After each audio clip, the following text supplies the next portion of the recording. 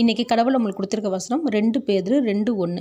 கள்ள தீர்க்கதரிசிகளும் ஜனங்களுக்குள்ளே இருந்தார்கள், அப்படியே உங்களுக்குள்ளும் கள்ள போதகர்கள் இருப்பார்கள்.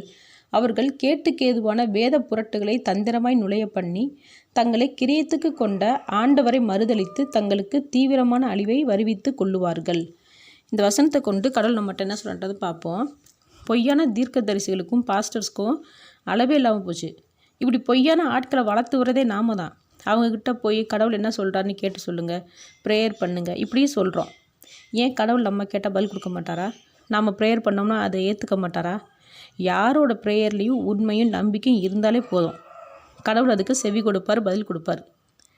நம்மளோட ப்ரேயரில் நமக்கே நம்பிக்கை இல்லாதனால தானே பாஸ்டர்ஸ்கிட்டையும் தீர்க்கதரிசிக்கிட்டையும் போகணும்னு நம்ம நினைக்கிறோம். இயேசு கிறிஸ்து கூடவே இருந்த அப்போஸ்தலர்கள் வேண்டும் போதும் அற்புதம் செஞ்சார்.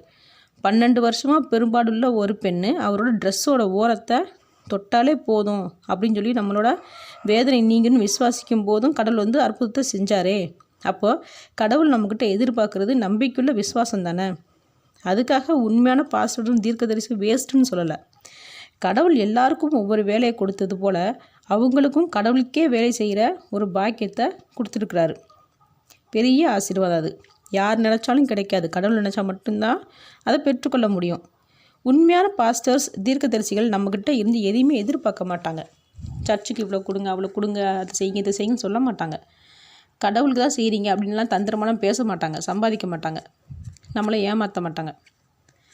கடவுளை காசு கொடுத்து விலைக்கு வாங்கணும்னு நினச்சோம்னா நமக்கு தான் அது பேரழிவு.